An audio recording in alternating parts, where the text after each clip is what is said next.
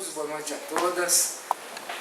Vamos dar início então ao 8º Seminário Universidade, Cultura e Sociedade, que nesse ano tem na pauta um dos painéis que acontece aqui no campus Bela Vista: Cultura como Direito ao Cidadão, Direitos Humanos e Políticas Culturais no Brasil. Esse seminário já acontece desde 2010.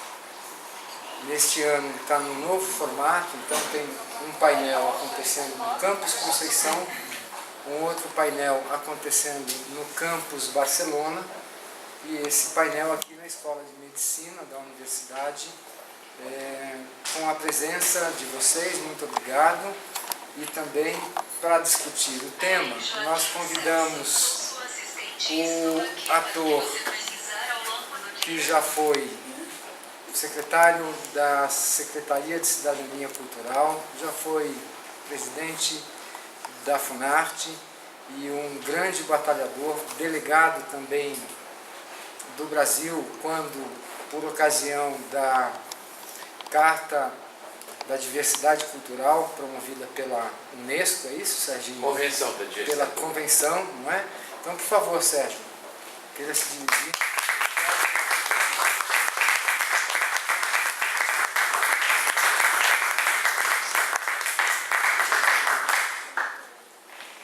Para acompanhar o Sérgio nessa discussão, nessa mesa, ou nessas cadeiras, nessa sala de estar, o Guilherme Varela, meu amigo, também foi secretário de Políticas Culturais do MINC,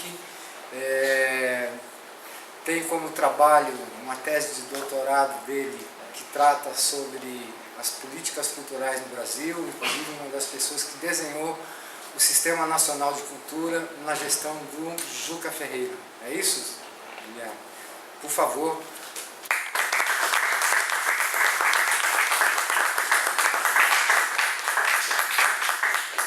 A seguir, o Daniel Pansarelli, um estudioso também, secretário-geral da Universidade Federal do ABC, e que estuda essas relações educacionais e esse viés, essas interligações, não é, entre cultura e ensino, pedagogia, filosofia.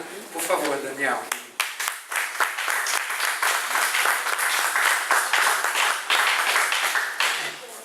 E para fazer a mediação dessa mesa, dessa sala de estar, o professor Joaquim Celso Freire, coordenador de extensão cultural da universidade, poeta, prosador também.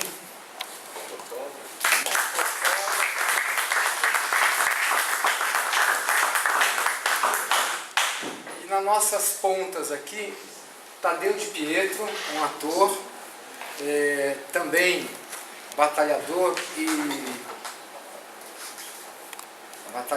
e, sobretudo, amigo, irmão, parceiro, não é? Para declamar alguns poemas, que o nosso seminário vai ser permeado com um sarau. Então, Tadeu de Pietro, por favor.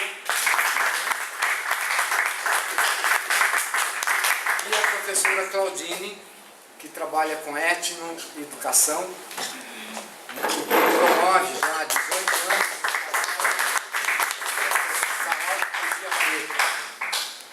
Então, por favor, professor Joaquim, fique à vontade de estabelecer a dinâmica. Boa noite a todos, todas. Primeiramente, se vocês pudessem, a quem está no campo prazer de estar presente, de vir mais para diante, já que nós vamos contar só com o peso da fala, seria interessante. Eu não vou me ater ao conteúdo do seminário em si, porque para isso nós temos aqui as figuras do Sérgio, do Varela e do Daniel, que vão estar dialogando com vocês. Mas eu queria falar um pouco mais desse seminário, que já está na edição de número 8. E ele tem esse papel. É um seminário em que a universidade convida o seu corpo interno, seus estudantes, seus professores, convida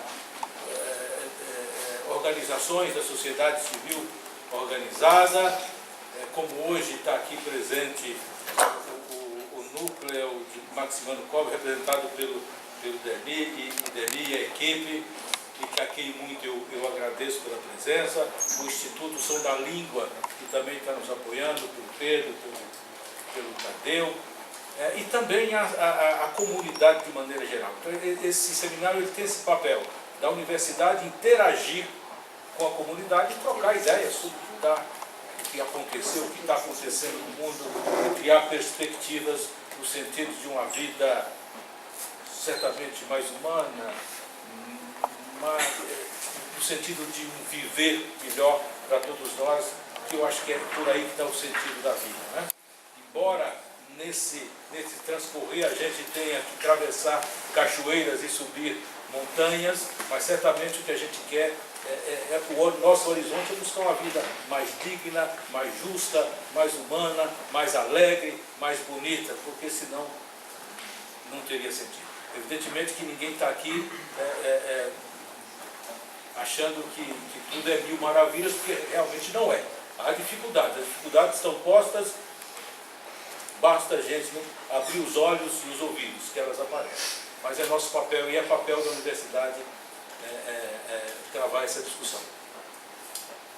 Nós teremos uma fala breve, de 10 minutos cada um de vocês, intermediada pela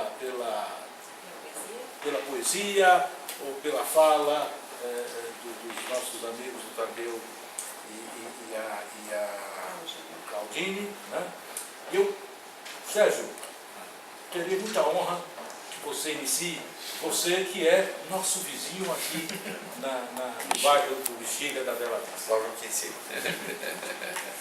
Obrigado, viu, Joaquim? É um prazer enorme estar com vocês aqui. Meus companheiros de mesa aqui, todos que estão aqui presentes. Eu acho que é um momento importante para a gente estar conversando em função da conjuntura que a gente está enfrentando hoje, né? Uma conjuntura extremamente adversa, eu diria que é tão dramática quanto os enfrentamentos que nós tivemos que fazer em 64, com o agravante de que nós, depois de 20 e tantos anos de ditadura, nós conseguimos, através de uma resistência ferrenha, onde a cultura teve um papel muito importante, e certamente as universidades trabalharam sempre nessa sinergia, e certamente com os movimentos populares e tudo, mas nós conseguimos conquistar, vamos dizer, direitos, uma Constituição como a de 88, a Constituição Cidadã, e nos honrar, nos vangloriarmos até com uma certa alegria, com um certo orgulho, das conquistas institucionais que nós tínhamos conseguido. Mas a gente viu que tudo isso está muito ameaçado. A gente viu que esse processo todo, principalmente o processo que antecedeu as eleições, foi um processo onde a gente tomou consciência muito clara do que poderia acontecer com esse país. Então a gente de novo se encontra diante de um dilema aí, e de um enfrentamento talvez mais grave do que o que a gente teve em 64, porque nós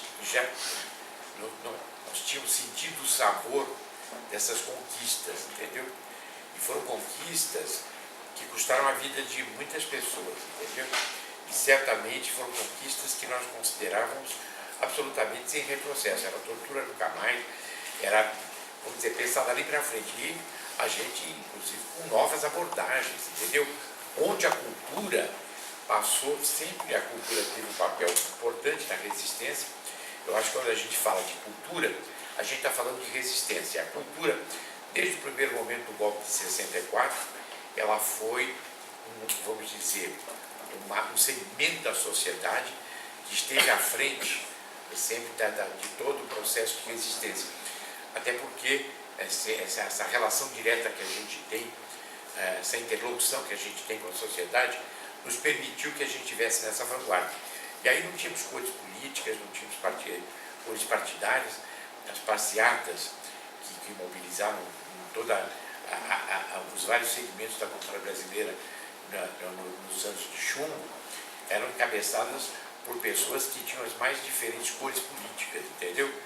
Desde a minha geração, uma geração ligada a, vamos dizer, as ideias marxistas, comunistas, nós éramos do Partido Comunista, depois, certamente, toda a vanguarda teatral, o Guarnieri, o Vianinha, todos nós éramos do Partido Comunista e tínhamos a ideia de construir um Brasil melhor, um Brasil mais justo. Certamente fomos derrotados, né?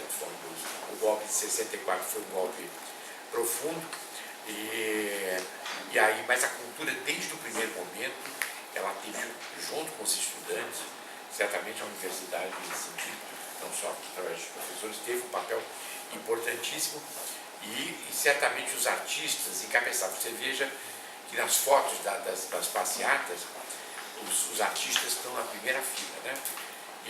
Mas isso a gente fazia porque fazia parte, o artista tem esse papel social, né? Tem essa, e aí era maravilhoso porque a gente tinha uma unanimidade, eram raríssimos os artistas que não compartilharam desse sentimento. E enfrentamos a ditadura até o ato institucional.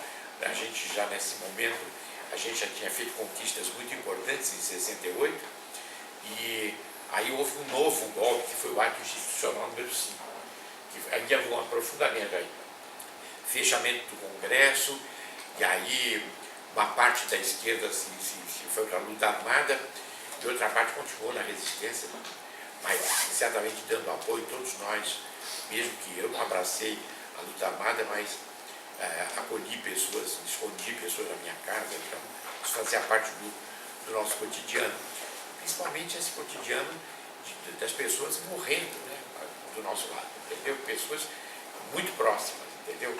Que deram sua vida para as conquistas que a gente tem. Então, o momento que, quando a gente está aqui nesse momento conversando, a gente tem uma dívida com relação a essas pessoas que deram suas vidas justamente para essas conquistas, entendeu?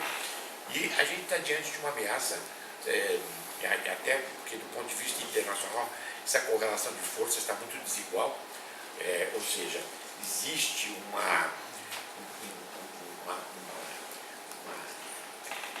do ponto de vista da extrema direita, assim, em muitos países a gente tem um governo, o governo Trump nos Estados Unidos, a gente tem na Europa países já com uma conotação absolutamente neonazista mesmo, e a gente aqui na América do Sul, os grandes regimes democráticos aí que estavam aí presentes, hoje acho que o que sobrou um pouquinho do Uruguai, mas que estão enfrentando os mesmos problemas.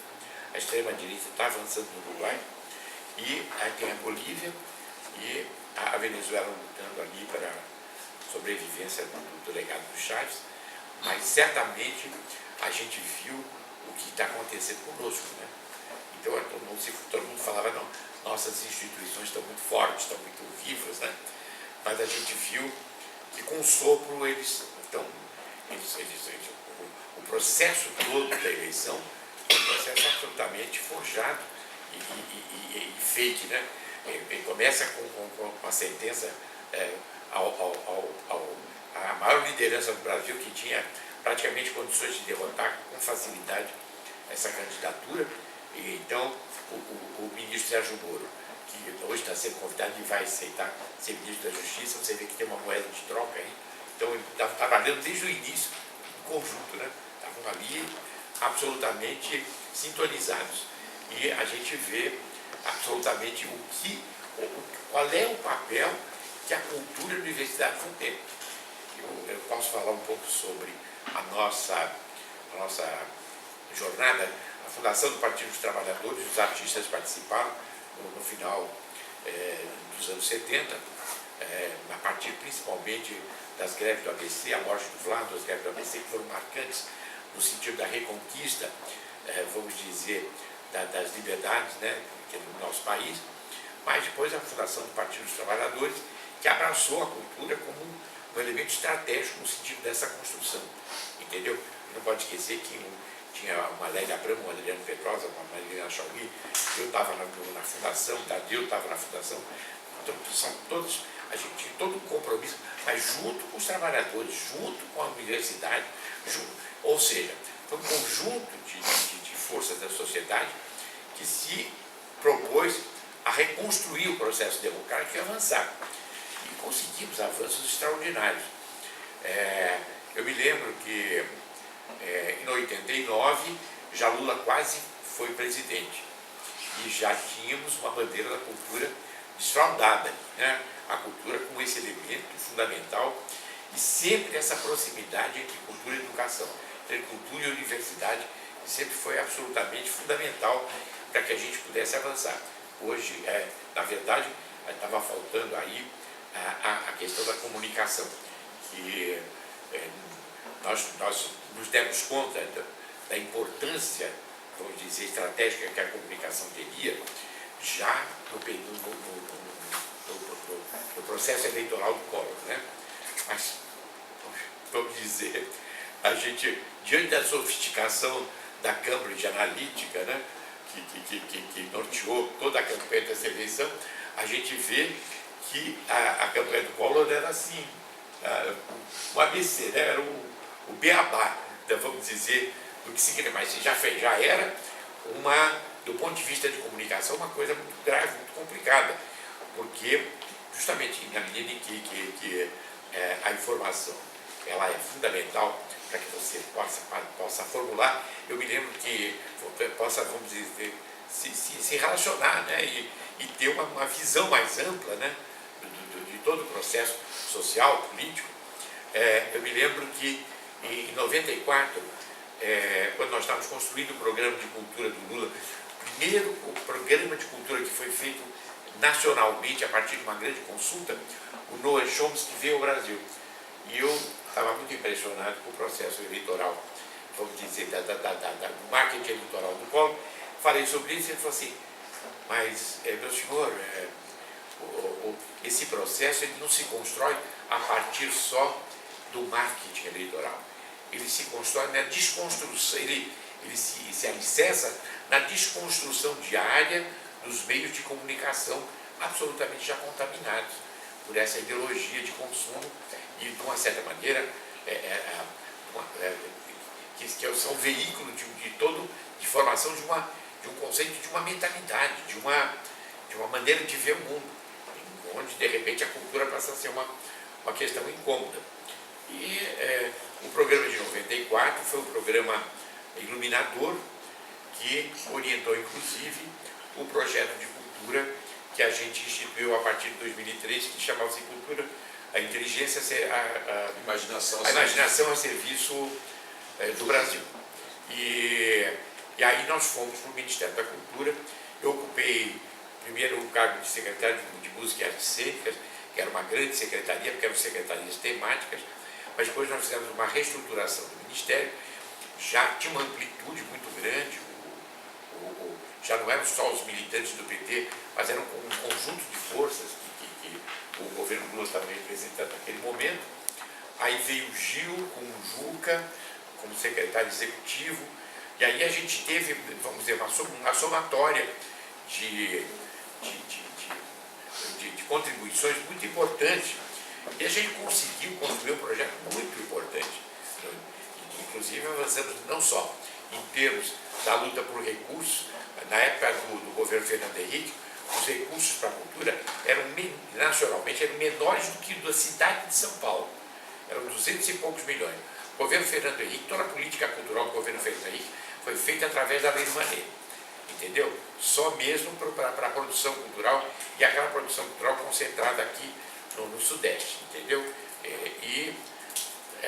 Em seguida, eu ocupei a Secretaria da Identidade e da Diversidade Cultural, que foi a primeira Secretaria de Diversidade Cultural do mundo, porque nós participamos da Convenção da Diversidade Cultural, que o Pedro mencionou aqui, que já eram discussões que já estavam permeando, aí nós estávamos convivendo já com essas discussões que já estavam acontecendo no plano internacional, promovidas pela Unesco, e nós fomos lá justamente na aprovação dessa convenção. Essa convenção foi sancionada em 2005, e menos de um ano depois o Congresso ratificou. Então nós somos signatários dessa convenção. E ela praticamente orientou toda a política do governo Lula e do governo Dilma, que eram três grandes eixos: o eixo simbólico, o eixo da cidadania, que é o eixo dos direitos, o simbólico é o da criação, e o eixo da economia, que era a economia da cultura, a economia criativa. Então, essa abertura fez com que a gente tivesse diariamente um embate no sentido de conquistas, de recursos para a cultura. Todos nós, Gil, todos os secretários, Juca, todos nós ali no Congresso, lutando justamente, inclusive dentro do governo, tínhamos assim, uma abertura muito grande por parte do presidente Lula, no sentido de reconhecer a importância da cultura, e conseguimos avanços extraordinários. A Secretaria da Cidadania Cultural, que foi onde se desenvolveram os pontos de cultura, que tinha uma relação muito próxima com a Secretaria da Diversidade Cultural. Essa Secretaria da Diversidade Cultural, para vocês terem uma ideia, foi a primeira Secretaria de Diversidade Cultural do mundo, entendeu? E logo de cara nós começamos a trabalhar com o movimento LGBT, com as culturas populares, com justamente todos os povos indígenas, todos os segmentos que nunca tinham tido políticas públicas nessa época. Em seguida, eu fui para a presidência da Funarte, ou seja, fui para a área das artes, onde o ministro Juca, nessa época, ele triplicou o orçamento da Funarte, que era irrisório diante da reestruturação que nós fizemos. Nós fizemos uma política para as artes muito importante, com editais, privilegiando áreas que nunca tinham sido privilegiadas com editais, e certamente foi um momento muito importante, porque as artes estão dentro do conjunto da diversidade cultural. Muita gente fala arte e cultura como se fosse uma coisa diferente, mas fomos nós que, no nome do conceito do nome da própria da Convenção de Diversidade, era inicialmente Convenção sobre a Promoção e Proteção dos Conteúdos Culturais e Expressões Artísticas.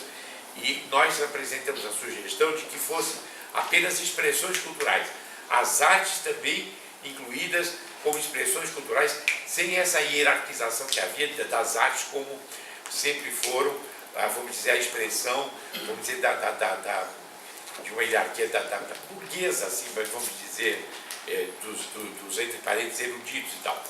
E então a gente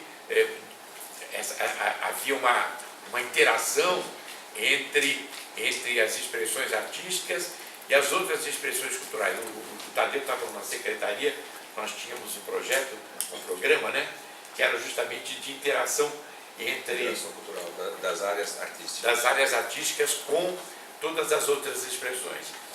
Então, a cultura passou a ser um elemento fundamental. A gente está diante de uma ameaça séria nesse momento. O Ministério da Cultura praticamente foi extinto durante esse governo ilegítimo que nós temos aí, do presidente golpista, eu não gosto nem de chamar de presidente, mas que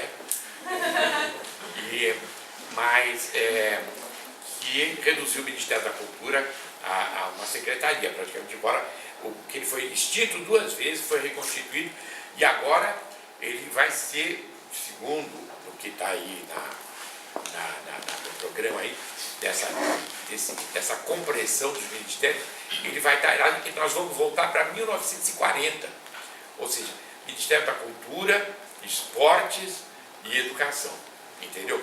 Ou seja, a educação vai certamente vai ocupar um espaço maior em termos de orçamento, e a gente vai ficar uma mera secretaria ali, sabe-se lá com que função, entendeu?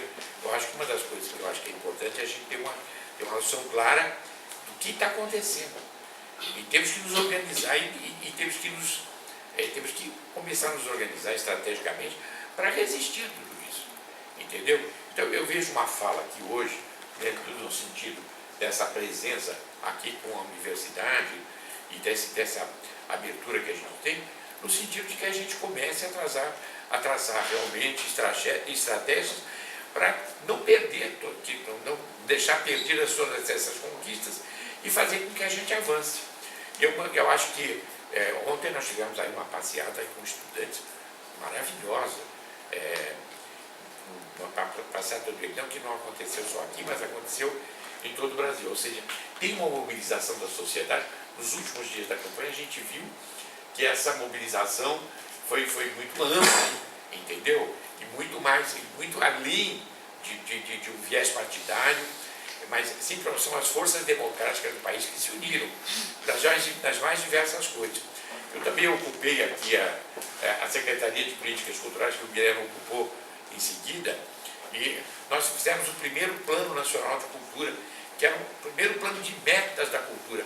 Tudo isso está relegado ao último plano, entendeu? Toda a questão da comunicação, então, está absolutamente relegada, vamos dizer, a comunicação ela ficou como um instrumento de dominação e não como um instrumento de democratização, de fazer com que realmente, através da comunicação, você possa fazer essa difusão cultural.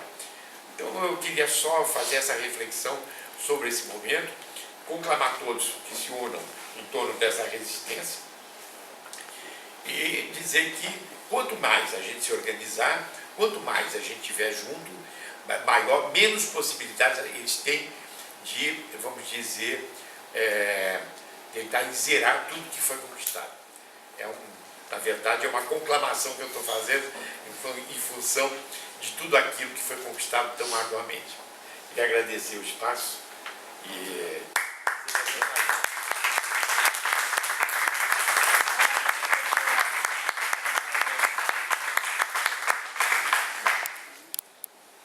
Hoje você é quem manda. Falou, tá falado, não tem discussão, não. A minha gente hoje anda falando de lado e olhando para o chão, viu?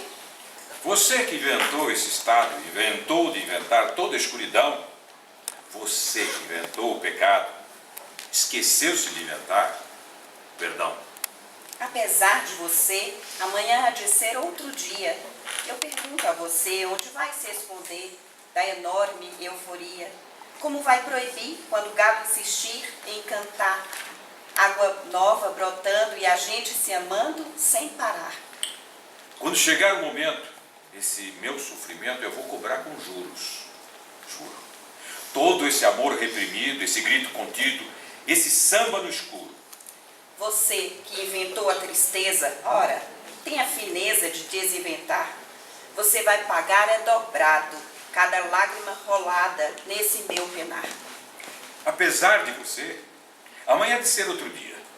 Ainda pago para ver o jardim florescer, ou você não queria. Você vai se amargar vendo o dia raiar sem lhe pedir licença. E eu vou morrer de rir. Que esse dia há de vir antes do que você pensa. Apesar de você, amanhã há de ser outro dia. Você vai ter que ver amanhã renascer e esbanjar poesia. Como vai se explicar vendo o céu clarear de repente, impunemente? Como vai abafar nosso coro a cantar na sua frente? Apesar de você, amanhã há de ser outro dia. Você vai se dar mal, etc e tal. Lá, lá, lá, lá, lá. Lá, lá.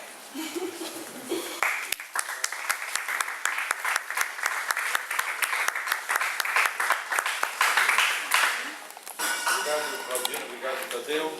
E passo a palavra ao Varela para as suas considerações iniciais. Obrigado, professor. Boa noite, gente. Boa noite a todos, a todas. Queria muito agradecer o convite da universidade, em nome do Pedro, em nome do professor Joaquim.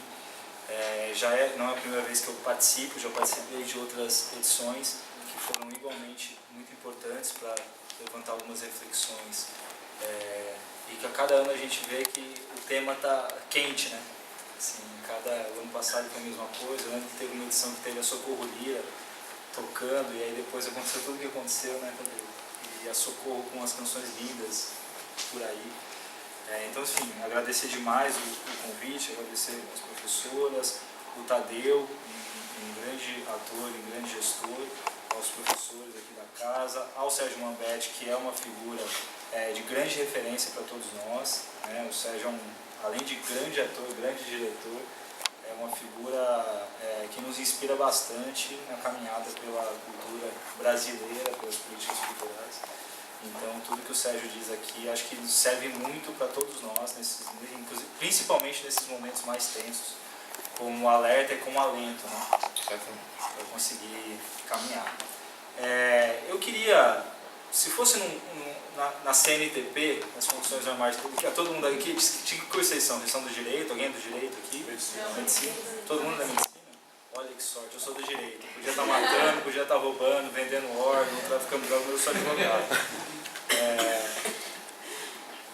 Se fosse nas condições normais de temperatura e pressão, a gente estaria discutindo aqui de forma detalhada, aprofundada, adensada, política pública de cultura, né? Ou os direitos culturais como ensejadores de política cultural, na minúcia cada uma das políticas que foram tão desenvolvidas, que o Sérgio mencionou, o quanto que elas significaram de um novo patamar para as políticas públicas de cultura no Brasil a partir de 2003. Todo mundo na época se perguntava o que é política pública. Pois é, não. Hoje é uma coisa que está absolutamente no Quando o Pedro me falava, a gente já vai fazer seminário e tal, eu já fui pensando e tal, eu falei assim, não, vamos fazer uma discussão sobre como a gente precisa ainda consolidar a questão dos direitos culturais, porque são eles, no fundo, que, assim como em outras áreas sociais, embasam o papel do Estado e embasam, no final das contas, políticas públicas, que é o que a gente faz quando está no governo, né? Dado o que está acontecendo, dado a grande atmosfera de irracionalidade, de falta de lógica, de falta de senso, parece que a discussão, se a gente fizer essa discussão, né, de discussão entre uma política pública mais privatista ou menos privatista, uma política pública, parece que essa discussão está fora, porque a gente tem que dar alguns passos atrás para chegar aonde o Sérgio está falando, que a gente tem que fazer uma discussão sobre que valores estão pautando a nossa democracia hoje. Qual é a cultura democrática que está colocada, né?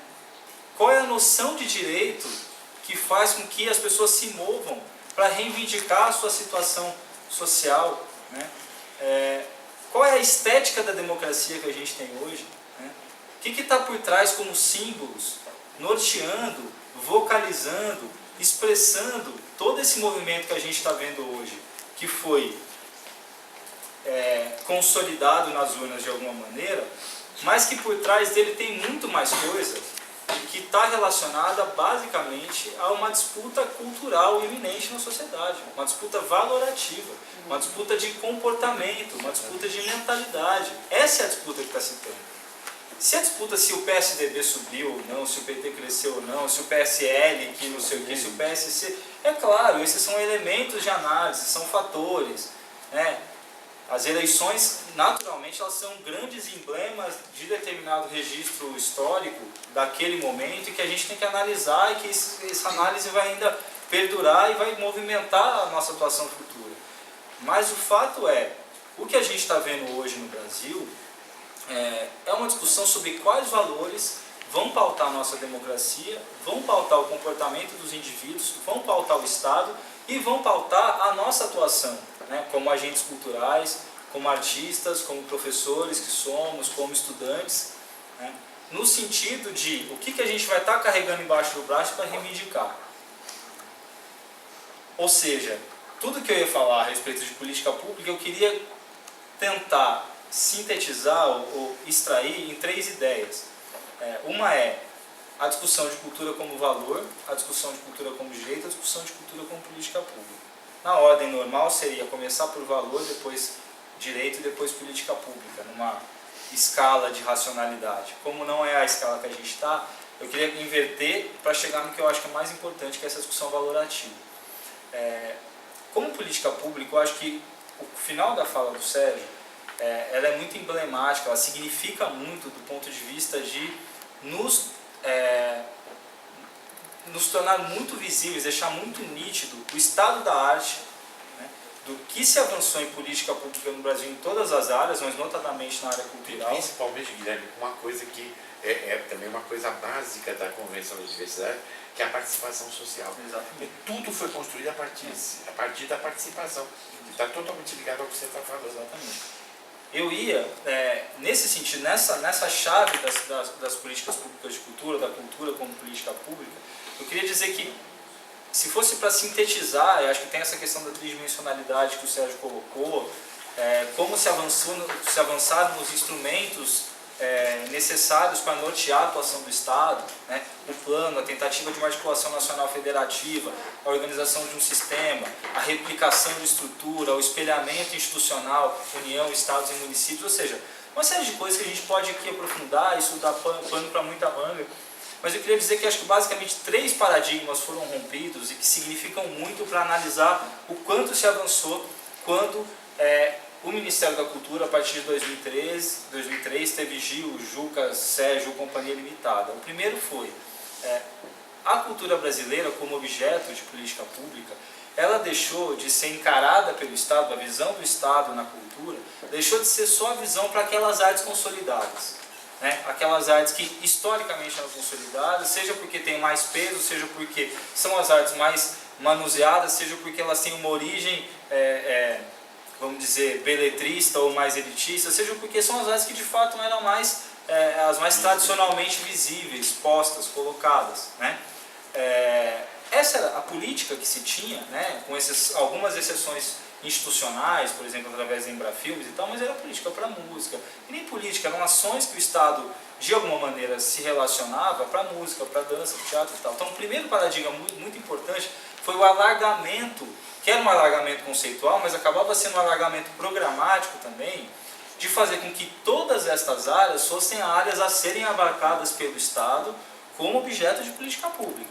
Então, saiu só dessas áreas tradicionais, que além dessas áreas tradicionais, as linguagens artísticas incluíam o patrimônio, porque ele dava basicamente com direito imobiliário, urbanístico, que afetava muitos interesses, e direitos autorais, numa chave muito equivocada, que era uma chave hiperproprietária, uma chave de direito contratual. Eu aprendi direito autoral na faculdade, na cadeira de direito comercial, estudando contrato, estudando relação privada bilateral. Eu não aprendi na chave dos direitos culturais, na chave dos direitos humanos, na chave dos direitos fundamentais. Esse alargamento fez com que a máquina do Estado, toda ela, se refizesse para dar conta de todos esses outros temas que foram aqui citados. As culturas populares indígenas, a economia da cultura, as linguagens também artísticas, mas pouco observadas, as linguagens visuais, as relacionadas à economia criativa, as questões relacionadas aos museus, as questões relacionadas ao público afro e ao público indígena, aos povos indígenas, que passaram a ter também um olhar da cultura, e não só do ponto de vista indígena, um olhar de demarcação de terra, porque a cultura para o indígena, que a terra para o indígena é muito mais uma questão fundiária, é uma questão cultural, e a gente sabe disso. Evidentemente cultural. Os índios, o que a gente vê de índios se suicidando, se enforcando, quando tem uma devassa das suas terras, é muito mais porque o que está se matando ali, o que está se tirando dele, não é uma porção de terra que ele planta e que ele vive.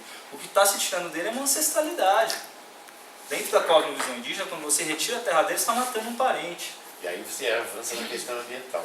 E aí está relacionado à questão ambiental, está relacionado a todas as outras questões que tem quando a cultura entra para ser um vetor, de construção das outras políticas. O segundo paradigma foi, além do alargamento conceitual, a questão de se encarar o público-alvo, se não é ruim, mas o cliente da política pública, aquele com que você vai lidar, não só o polo, entre muitas aspas, ativo da cultura, ou seja, não só os diretores, os atores, os músicos, mas também o polo também, entre muitas aspas, consumidor, usuário, vivente, usufrutuário da cultura. Como se antes o Ministério da Cultura fosse uma espécie de Ministério da Saúde que lidasse só com o médico e não lidasse com os pacientes. Ou se fosse um ministério que lidasse só com os professores e não lidasse com os alunos. Esse segundo paradigma foi fundamental para criar um senso de identidade de participação política muito grande. E aí vai para o terceiro paradigma que eu queria citar, que é justamente o paradigma aqui que o Sérgio bem ressaltou, que foi o paradigma da participação. Colocar a participação na construção das políticas públicas de cultura também como um direito cultural, também com uma perspectiva sem a qual as políticas não seriam construídas. Daí as conferências, daí os colegiados, daí as câmaras setoriais, daí a construção das consultas públicas, daí colocar os projetos de lei para serem discutidos nacionalmente, daí um monte de A gestão compartilhada. a gestão compartilhada, daí o afloramento de um sentido de participação que na minha pesquisa, nos meus estudos, eu estou sentindo, eu divido entre uma vida cultural simbólica, que é a vida cultural que a gente tem fluindo, vivendo, produzindo cultura, também de uma vida cultural política. Né? Se permitiu aflorar uma vida cultural política no Brasil, que até então não existia. Né? Mas não, isso é o estado da arte que a gente estava quando ainda existia uma democracia saudável no Brasil e que permitia que o Ministério da Cultura fosse um ministério forte e em fortalecimento. Né? E não um ministério cujo ministeriável mais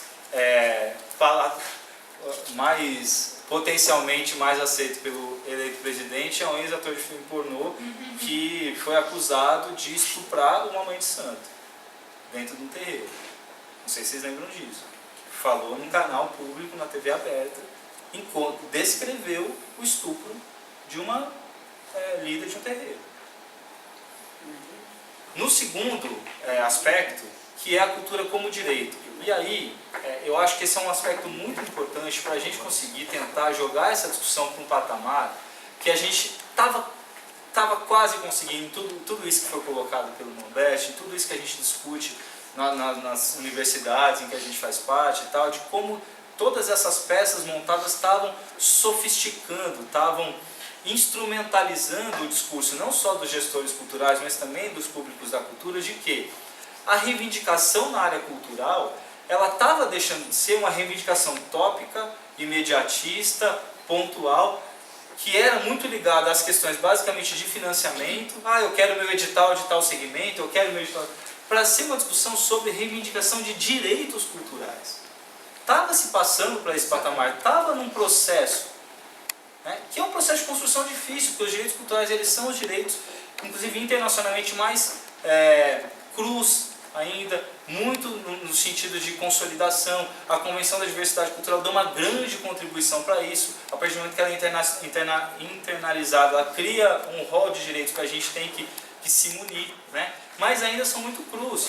A ponto de hoje, se a gente fizer uma comparação, eu sempre gosto de usar essa linguagem guardada as devidas proporções, porque ela é muito didática.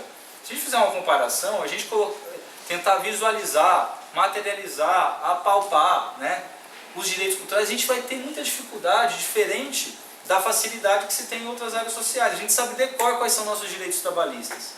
A gente sabe decor quais são nossos direitos relacionados à saúde, à educação fundamental, educação, ensino médio, básico, alimentação escolar, no trabalhismo, as férias, a licença maternidade e tal, porque foram décadas, foram uma construção histórica de muito tempo, né? Foram cristalizadas nessa Constituição programática densa que a gente tem. Eu estava estudando para escrever um artigo recentemente sobre os 30 anos da Constituição em relação com a cultura, me deparei com um discurso do Florestan Fernandes quando ele foi deputado constituinte, Sérgio. E ele falava assim, olha que interessante, porque o movimento de repressão militar foi um movimento de sufocamento muito pesado, né, nas áreas sociais que reivindicavam o seu segmento como direito, o direito ambiental, o direito previdenciário, o direito das pessoas com deficiência, os direitos na área da cultura, os direitos na área da educação. E aí a Constituição estava naquele momento de inflacionamento, né, ganhando corpo, ganhando temas, ganhando assuntos, né, densidade. Aí o Florestan falou assim, porque era uma discussão, a Constituição fica muito grande, a Constituição não sei o quê. E era um momento de acolhimento dessas demandas que estavam há 20 anos sufocadas. E o Florestan falou assim, não tenhamos medo de deixar a Constituição grande do jeito que ela precisa ser, porque a nossa Constituição, ela precisa, além de tudo, ser salgada e molhada como a água do mar. Você sabe que eu tive com ele nessa época, e aí eu estava muito imbuído desse espírito de militância, né? E ele falou assim, que bom que você esteja com essa energia toda, porque eu estou me sentindo tão desanimado, que a gente aqui dentro, a luta é tão cotidiana, tão difícil. Por isso que ele fala justamente dessa questão de salgar, porque E calha agora, né, Serginho, a gente está a nossa geração, né, que eu tenho 35 anos, tem estudantes que têm menos, a nossa geração é uma geração que não imaginou, sinceramente, passar por isso, né?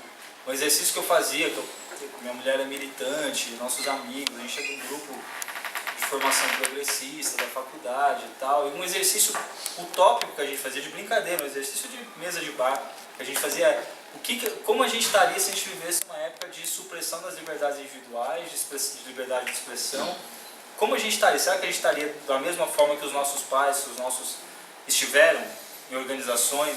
E a gente ia sempre num exercício muito lúdico até, não, eu estaria fazendo tal coisa, não, eu sou músico, então eu também faço, não. E agora chegou num ponto em que a gente está se perguntando agora, talvez o que a gente faça de fato agora, e o que a gente vai ter que fazer agora de fato, se tudo aquilo que o candidato a presidente eleito falou que ia fazer, de fato faça. Porque eu tenho ouvido muita gente que votou, quando a gente argumenta falando assim, mas ele está dizendo que vai fazer isso, está dizendo, muita gente que votou está torcendo para que as coisas que ele disse durante a campanha, ele não faça. Minha sogra votou no Bolsonaro e falou assim, mas ele está defendendo a tortura, defendendo não sei o que, defendendo que... Não, mas eu vou votar torcendo para que ele não faça 70% do que ele falou. Eu falei, mas eu nunca vi uma lógica eleitoral dessa. Então assim, e aí eu chego no... Só para ter uma ideia, eu acabei de ver uma notícia aqui, os militares exigiram que ele ocupe desde já o Palácio da Alvorada, que está vago, sem nem consultar o Supremo. Não, o presidente atualmente. Porque ele não mora não mora lá. Então ele falou assim, o Palácio está vago, você vai morar no Palácio da Alvorada antes de assumir. Então, bom, nesse ponto. Se um movimento social faz isso, eles chamam de bandidagem, né? Se ocupa um imóvel improdutivo e... Fora da lei. Né, vão mandar decapitar, mas... E para terminar... O deputado estadual manda observar os professores dentro das instituições públicas, igual aconteceu em Santa Catarina. É isso. Então assim, vou finalizar, eu quero chegar na terceira chave da discussão que eu queria propor, que é, se a gente ainda tem, de uma forma ainda muito... há muito a se consolidar os direitos culturais, a gente precisa muito disso para embasar as nossas políticas públicas, e vejam bem, se é consolidado no trabalhismo, na assistência social, na previdência, em tantas outras áreas historicamente mais fortes, que passaram por várias constituições consolidando, a nossa cultura foi pela primeira vez enunciada explicitamente na Constituição de 88. Se essas áreas historicamente consolidadas estão sendo alvo de devassa, de dilaceração, de dissolução, é isso, os direitos trabalhistas, gente. A reforma previdenciária que vai passar. Imagina o que vão fazer com a área da cultura, que é tida como sub-área de política pública, que é tida como... e ao mesmo tempo, o reverso dessa moeda e aí eu vou chegar no terceiro ponto, que é a cultura como valor. A cultura, os gestores culturais, o Estado, quando entende a cultura, fazendo o desenvolvimento não só de política cultural, mas também promovendo uma usina de disputa de valores, promovendo uma disputa simbólica que só os artistas vão fazer. Qual foi a primeira medida do Temer quando aconteceu o golpe? A primeira foi um decreto que transformou a cultura numa secretaria de educação, do Ministério da Educação, e ao mesmo tempo retirou os poderes do IPHAN, o primeiro órgão institucional da cultura do Brasil. E o IPHAN, que é responsável, dentre outras coisas, com o poder de polícia que tem, de permitir as licenças para as construções urbanas, para as questões de especulação imobiliária que acontecem, para as construções em orlas, para as construções próximas de reserva ambiental, de patrimônio tombado e etc. Por quê? Porque há muito interesse nisso.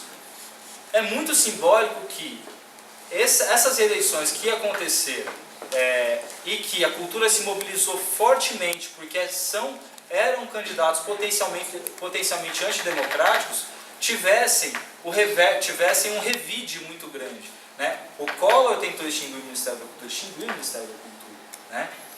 O Temer, assim que deu o golpe, tentou extinguir o Ministério da Cultura e não conseguiu porque teve uma ampla reação.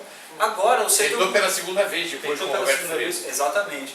E agora, já foi anunciado, não sei se vocês viram que saiu agora, hoje, ontem, não lembro, que o Ministério da Cultura já está na pastinha ali, no esporte, educação, parar, e está feito isso. Que saiu ontem. E a grande questão, desculpa, Me interromper.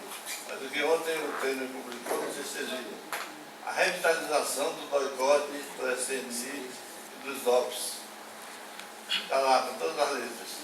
Todas as letras. E a preocupação cultural dele é essa. e a grande questão, e aí vou terminar para o professor não ficar bravo comigo aqui. A grande questão, gente, porque assim, são vários os absurdos, né? É o que o colega falou de filmar os professores em sala de aula acabando com a liberdade de cátedra, aliás, com um discurso que é completamente falacioso, que assim, tem que ter neutralidade da fala do professor. Institucionalização da delação. E se tem que ter neutralidade, tem que ter alguém que julgue o que é neutro e o que não é neutro. Então, a partir do momento que tem alguém que julga o que é neutro e não é neutro, a neutralidade, ela é... Uma coisa é você falar de imparcialidade com relação à posição, às posições que existem, mas a neutralidade não existe para ninguém, não existe para o juiz. Né?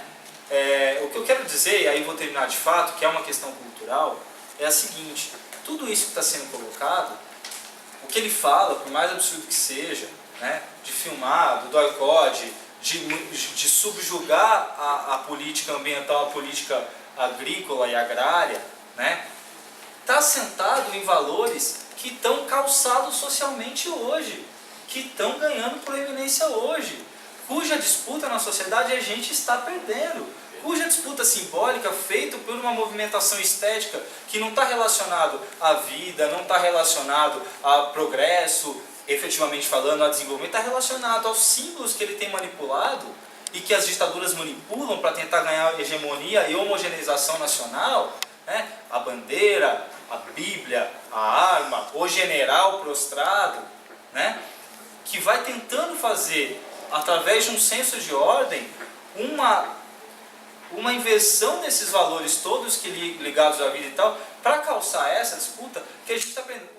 O Serginho citou o Juca falou uma frase um tempo atrás muito interessante, falou assim: parece que remexeram o lodo da sociedade e que veio à tona tudo aquele monte de coisa que a gente achou que do ponto de vista dos valores já estavam soterrados, que nunca a gente ia conseguir ter algum candidato relativizando a tortura, nunca, a gente achou que isso não ia acontecer mais.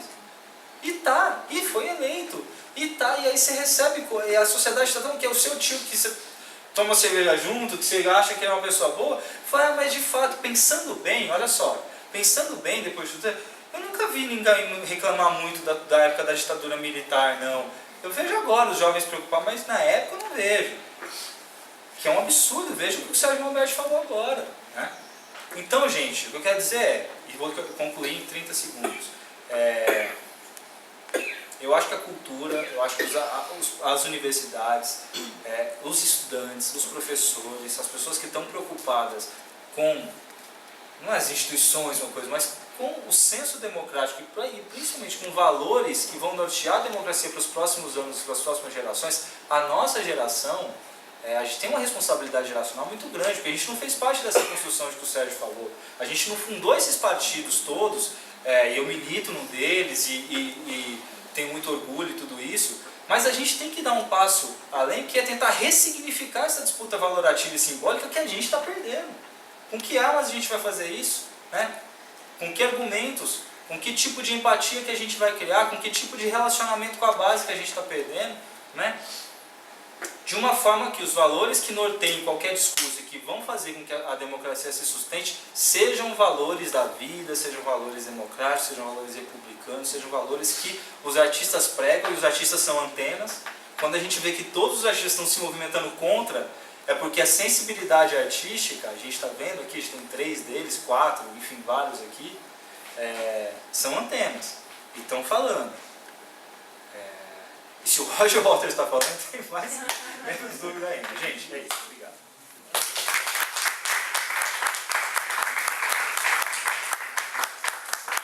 Pegar o gancho do advogado, né, para dizer, para relembrar, que essa noite nós estamos celebrando os 70 anos da Declaração dos Direitos Humanos.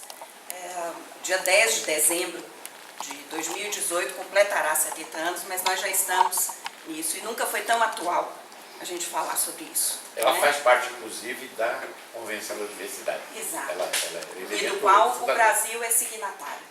Então é importante que a gente ainda recupere essas coisas das quais a gente é signatário, a gente promulgou como a Constituição, que também fez 30 anos, né? E se agarre a isso como um direito constitucional nosso, né? E como um direito internacional, universal, como a Declaração dos Direitos Humanos. Então eu vou tomar licença de usar o livro do Dermi Azevedo, que está aqui presente entre nós. O Dermi publicou esse livro, chama-se Direitos Humanos, Teoria e Prática, e nesse livro ele trata exatamente daquilo que ele vivenciou durante o período da ditadura civil-militar no Brasil, porque ele foi preso político e foi exilado, e só conseguiu voltar ao Brasil depois, né, da anistia. Então é importante que a gente tenha a presença dele aqui para nos lembrar, né, dessa história que está muito próxima. Né, a gente pensava...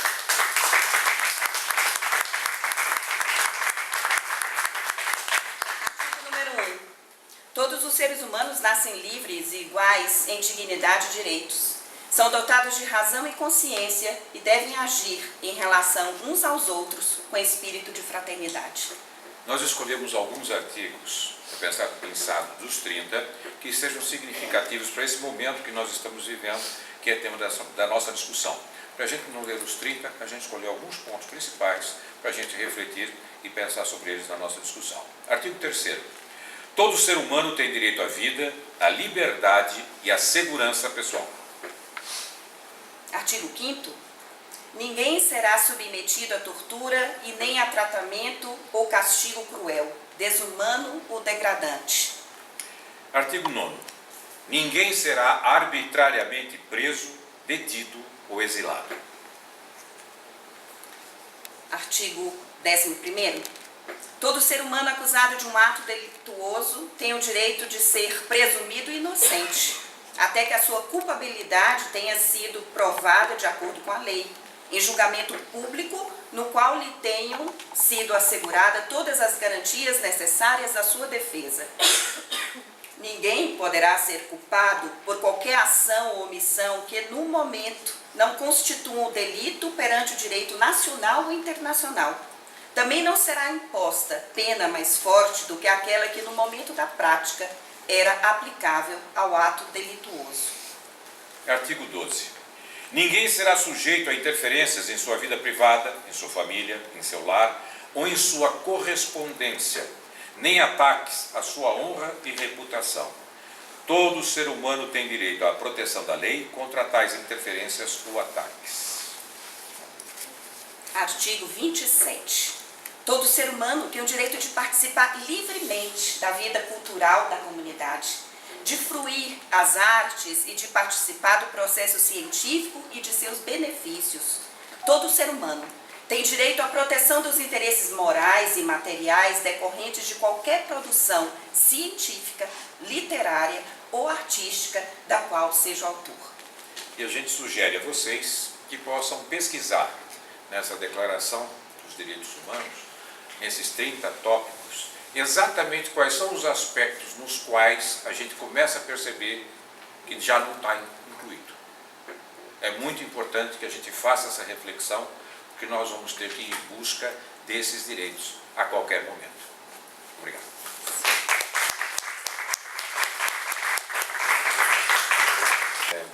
Eu acho que nesse momento é o momento para a gente dar, nesses encontros, para a gente ver como é que a gente vai criar estratégias e condições para resistir a tanto desmando, né?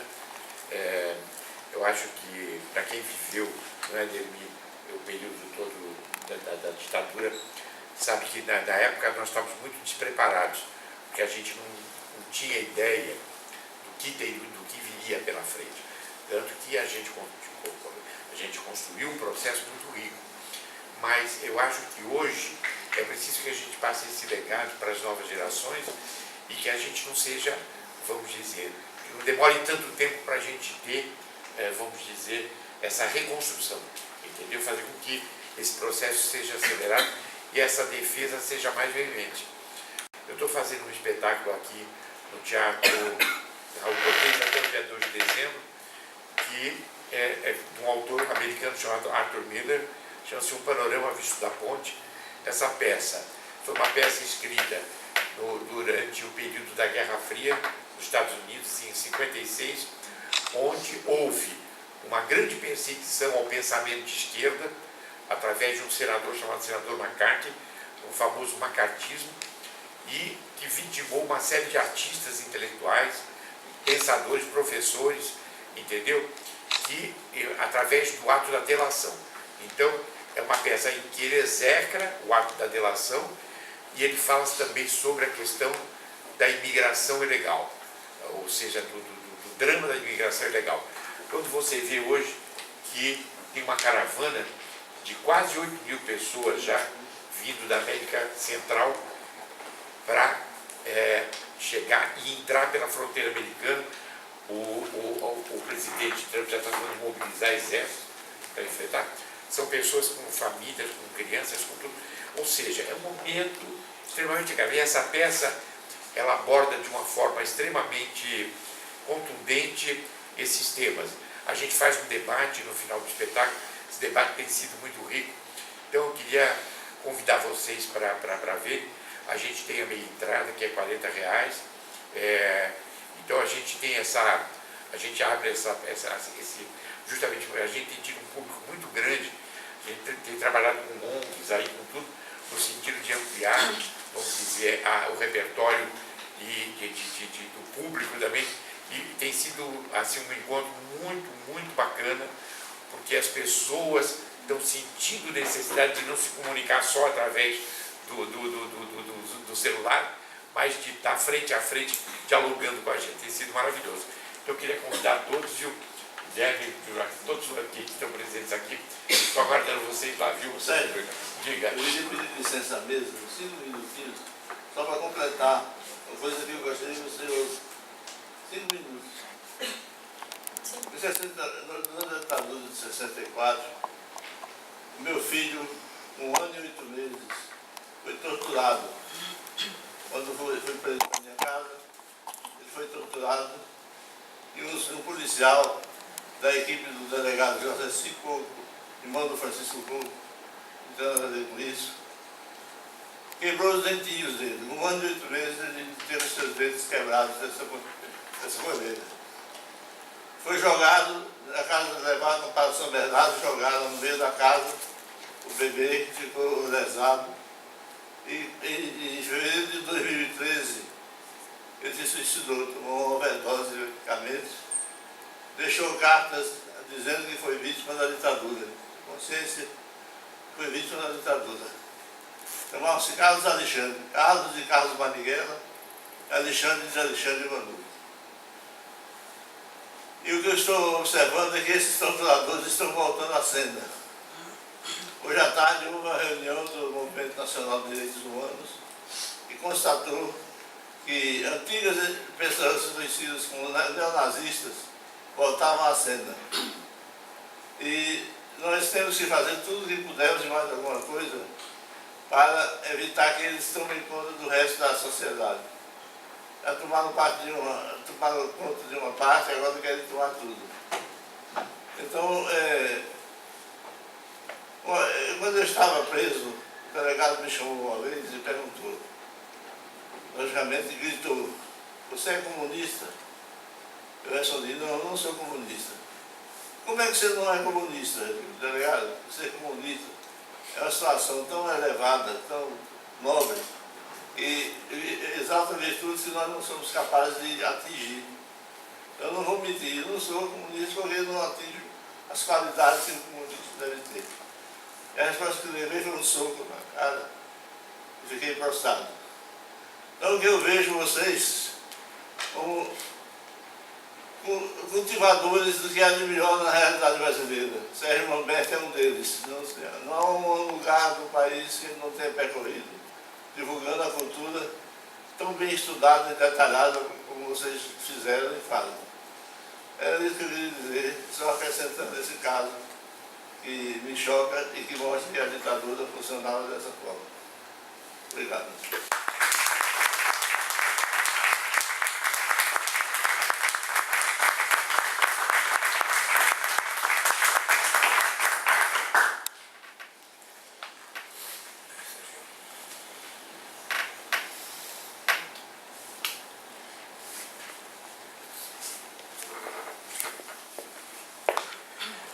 enquanto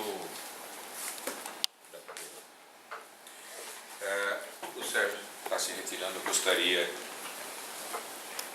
falar para vocês a poesia Invictus, de William Henry. Do fundo desta noite que persiste, a me envolver em breu, eterno e espesso, a qualquer Deus, se algum Deus acaso existe, por minha alma insubjugável agradeço. Nas garras do destino e seus estragos, sob os golpes que o acaso atira e acerta, nunca me lamentei, e ainda trago minha cabeça, embora em sangue, ereta.